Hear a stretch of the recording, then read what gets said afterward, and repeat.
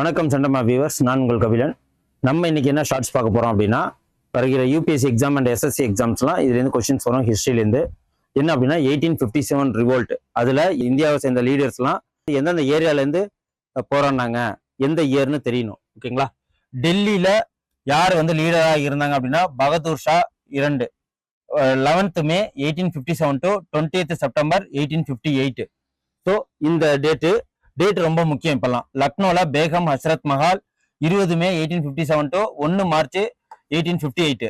3வது கான்பூர்ல Nana Sahib 4 June 1857 to 15 March 1858 AD. ஜான்சில Rani Lakshmibai 5th June 1857 to 4th April 1858. அதுக்கப்புறம் அலகாபாத்ல Liaquat Ali Khan 20th June 1857 to 10th June 1858.